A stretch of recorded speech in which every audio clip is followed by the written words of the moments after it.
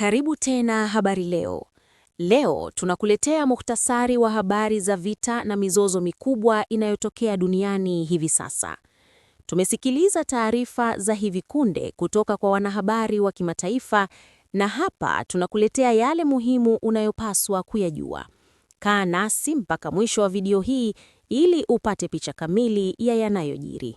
Wa kibiashara dhidi ya washirika waliopinga nia yake ya kuichukua Greenland baada ya kile alichokitaja kuwa kikao chenye tija kubwa na mkuu wa jumuiya ya kujihamia NATO. Trump amesema wamefikia makubaliano kuhusu mfumo wa mwongozo kwa ajili ya makubaliano ya baadaye kuhusu eneo hilo la Arctic linalomilikiwa na Denmark. Akizungumza katika kikao cha jukwaa la uchumi duniani huko Davos, Uswizi, Rais Trump alibadilisha nia yake ya awali ya kudhibiti Greenland kwa nguvu.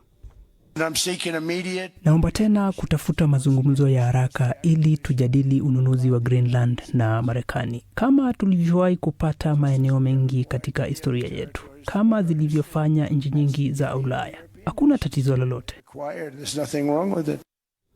Shirika la usalama la Iran linasema idadi ya waliokufa katika wimbi la hivi karibuni la maandamano dhidi ya serikali ni 3117, huku likisema wengi wao walikuwa mashahidi na waathirika wasio na hatia, tofauti na kile ambacho mamlaka zilisema kuwa ni waandamanaji waliohusika na ghasia.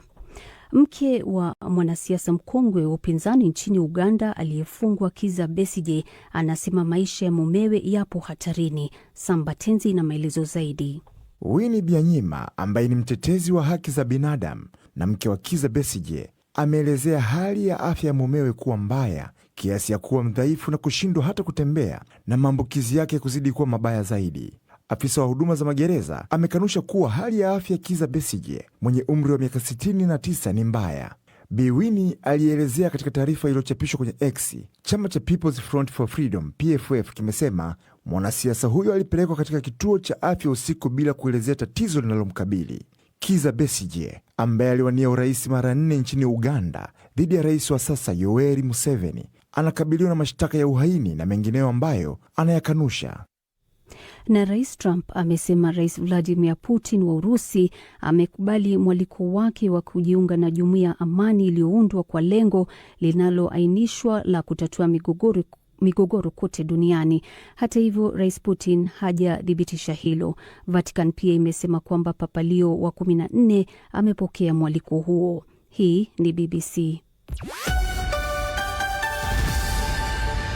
Muktasari wa habari za ulimwengu umesomwa na Nastia Mohamed. Unasikiliza Amka na BBC kutoka idhaa ya Kiswahili ya BBC ikikutangazia kwenye FM redio wa shirika na internet katika bbcswahili.com. Ukiwa nchini Tanzania unaweza pia kutusikiliza kupitia Radio 1 ya Dar es Salaam na Radio Free Africa jijini Mwanza, pia Abudu FM ya Morogoro. Nchini Kenya unaweza kutusikiliza kupitia Mwanere FM na Nyota FM. Ukiwa Uganda tunapatikana pia kupitia Voice of Karamoja na Radio Lira. Jamhuri ya Kidemokrasia ya Kongo, matangazo haya yanasikika kupitia Radio Muungano Beni pamoja na Lizadil Radio. Mimi ni Halima Nyanza. Na kama ulivyosikia katika muktasari wa habari za ulimwengu, Rais wa Marekani Donald Trump ameondoa tishio lake la kutoza ushuru wa kibiashara kwa nchi washirika waliopinga nia yake kutaka kudhibiti Greenland baada ya kile alichokiita mkutano uliofanikiwa pakubwa na kiongozi wa jumuiya ya kujihamia nchi za magharibi NATO. Amesema wamefikia makubaliano juu ya mpango wa baadaye kuhusu eneo la Arctic linalomilikiwa na Denmark. Nastia Mohamed na taarifa zaidi. Katika chapisho kwenye mitandao ya kijamii, Trump alisema uamuzi wake umetokana na kuwa na mkutano wa kina na katibu mkuu wa jumuiya ya kujihamia NATO Mark Rutte.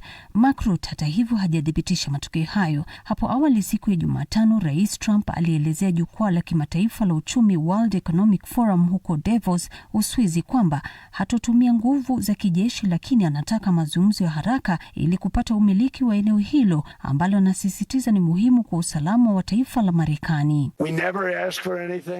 Hatukuomba chochote wala hatukupata chochote. Inawezekana tusipate chochote isipokuwa nikiamua kutumia nguvu kupita kiasi, ambapo kusema kweli hakuna ambaye angeweza kutuzuia, lakini sitafanya hivyo. Sasa kila mtu anasema vizuri. Huenda hilo ndilo tamko kubwa zaidi nililotoa, kwa sababu watu walidhani ningetumia nguvu. Sina sababu ya kutumia nguvu. Sitaki kutumia nguvu. Sitotumia nguvu. Waziri wa mambo ya nje wa Denmark Laszlo K. Rasmussen alisema katika taarifa kwamba siku imekwenda sawa kuliko hapo mwanzoni, na kuongeza kuwa ni wakati mazungumzo na jinsi ya kushughulikia wasiwasi wa usalama wa Marekani katika eneo hilo la Arctic. Akitangaza uamuzi wake kwenye Truth Social siku ya Jumatano, Trump alisema taarifa zaidi zitatolewa kadri mazungumzo yanavyoendelea, akiongeza kwamba waziri wa mambo ya nje wa Marekani Marco Rubio na mjumbe maalum Steve Witkoff watatuma mawasiliano ya moja kwa moja kwake kuhusu mambo yanavyokwenda. Trump hakutoa maelezo zaidi, jambo lililoibua maswali kuhusu kama walijadili mauzo au upangaji wa eneo hilo, jinsi mkataba unaowezekana kushughulikia wasiwasi wa usalama aliokuwa akionyesha mara kwa mara, na ni nini Denmark inayodhibiti eneo hilo inafikiria kuhusu mkataba huo, pamoja na nafasi ya Greenland kwenye ramani ya dunia. Utawala wa Trump umezungumzia akiba yake kubwa ya rasilimali ya madini adimu katika eneo hilo la Greenland, mengi kati ya madini hayo yakisemekana kuwa muhimu kwa teknolojia, ikiwa ni pamoja na simu za mkononi na magari ya umeme. Msemaji wa NATO Alison Hart alisema katika taarifa kwamba wakati wa mkutano huo Rais Trump na Rutte walikuwa wamezungumzia umuhimu mkubwa wa usalama katika eneo la Arctic kwa washirika wote, ikiwa ni pamoja na Marekani. Nastia Mohamed. Ecuador imetangaza kuwa itaweka ushuru wa 30% kwa bidhaa zinazoagizwa kutoka Colombia kuanzia mwezi ujao wa pili. Akizungumza kupitia mtandao wa kijamii, Rais Daniel Noboa amesema hatua hiyo imechukuliwa kutokana na hasara ya kibiashara waliyopata ya dola bilioni 1 kwa mwaka, pamoja na kukosekana kwa ushirikiano kutoka kwa nchi hiyo katika kupambana na biashara haramu ya usafirishaji wa dawa za kulevya na uchimbaji haramu wa madini katika eneo la mpaka. Rais Noboa ni mshirika wa karibu wa Rais Donald Trump wa Marekani. Beldin Waliaula na taarifa zaidi. Rais wa Ecuador Daniel Noboa ametangaza vikwazo vya 30% kwa bidhaa kutoka taifa jirani la Colombia na kuilaumu taifa hilo kukataa kumsaidia kupambana na walanguzi wa dawa za kulevya. Hatua hiyo inajiri baada ya Marekani kuiongezea ushuru Canada na China na kutishia kuiongezea Mexico ushuru zaidi kwa madai kuwa wamekuwa wakiuza dawa za kulevya aina ya fentanyl nchini Marekani. Noboa ambaye ni mshirika wa karibu wa Rais Trump amekuwa akipambana na machafuko nchini humo ambaye amechochewa na nchi yake kuzalisha kiwango kikubwa cha dawa za kulevya aina ya cocaine, na kusema kuwa vikwazo vya ushuru dhidi ya Colombia zitaanza kutekelezwa tarehe 1 mwezi Februari. Rais huyo kupitia mtandao wa X alisema kuwa wamejaribu sana kushirikiana na Colombia bila mafanikio. Wanajeshi wa Ecuador wamekuwa kipambana na magenge yanayohusika na ulanguzi wa dawa za kulevya katika mpaka wa taifa hilo na Colombia bila kupata ushirikiano wowote kutoka Colombia. Noboa ambaye hapo jana alihudhuria mkutano wa kimataifa wa uchumi huko Davos, Uswizi, alisema kuwa vikwazo dhidi ya Colombia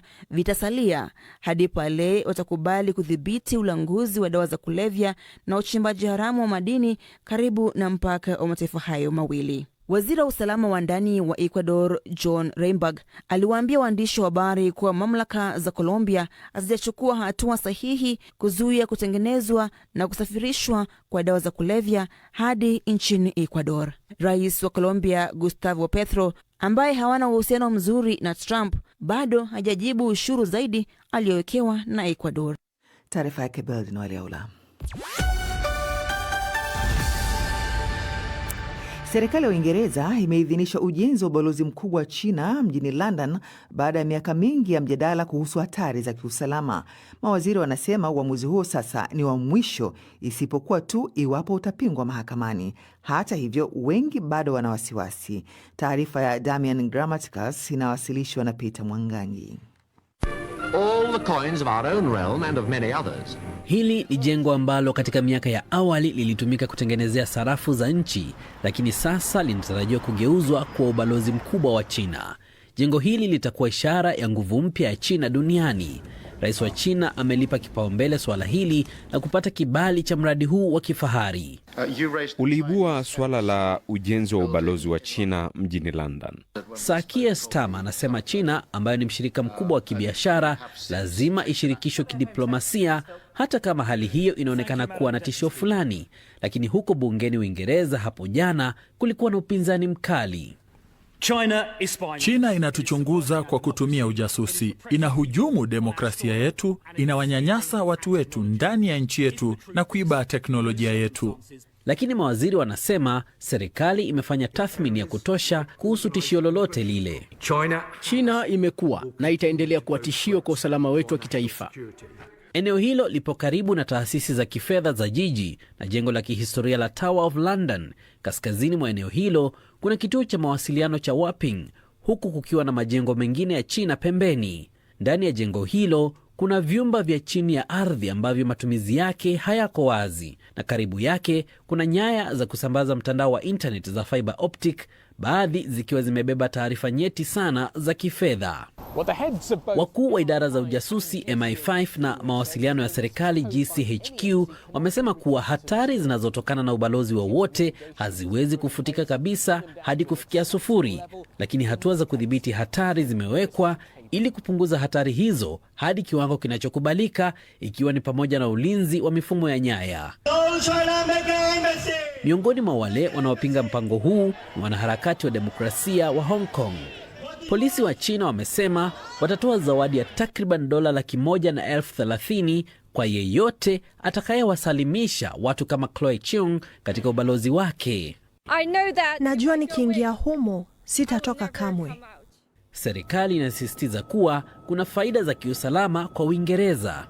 China itahamisha wafanyakazi wote wa London kwenda kwenye eneo hili moja. Kwa sasa wametawanyika katika maeneo 7 tofauti, hivyo kuwakusanya pamoja kutafanya iwe rahisi kuwafuatilia.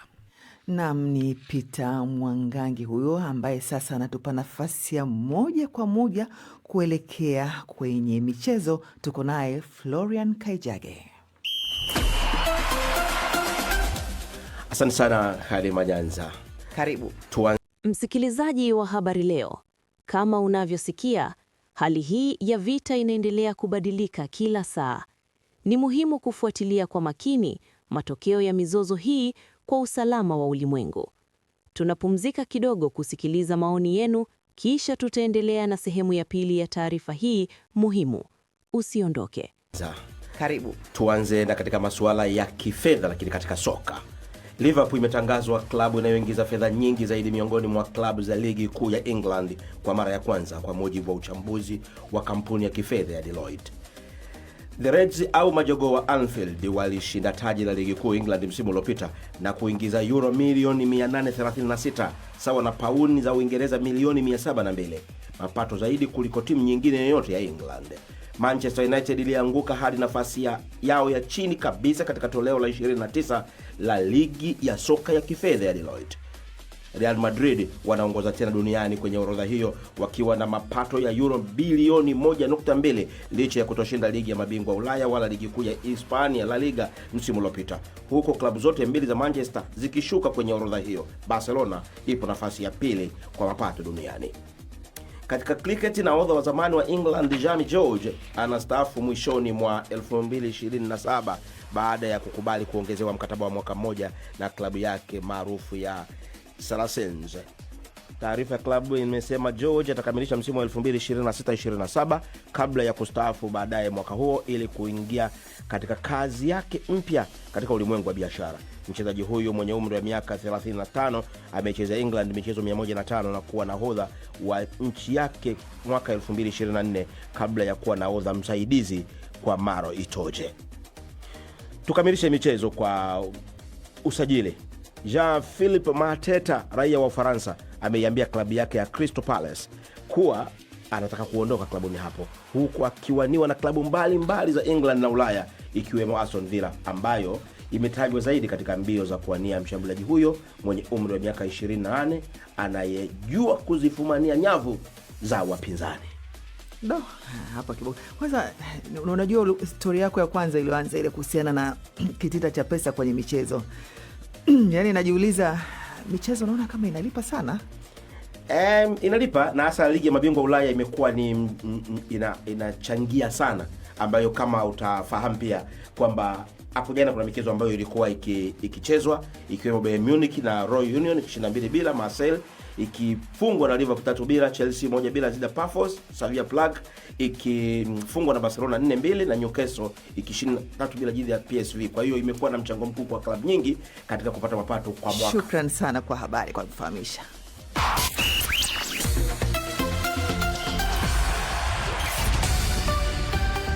Unaendelea kusikiliza matangazo ya asubuhi ya BBC kwa lugha ya Kiswahili, na habari kuu asubuhi hii: Rais wa Marekani Donald Trump aondoa tishio la kutoza ushuru wa kibiashara nchi shirika zinazopinga nia yake ya kudhibiti Greenland. Ecuador imetangaza kuwa itaweka ushuru wa 30% kwa bidhaa zinazoagizwa kutoka Colombia kuanzia mwezi ujao. Na serikali ya Uingereza yaidhinisha ujenzi wa ofisi kubwa za ubalozi wa China jijini London baada ya miaka kadhaa ya kujadili hatari za kiusalama.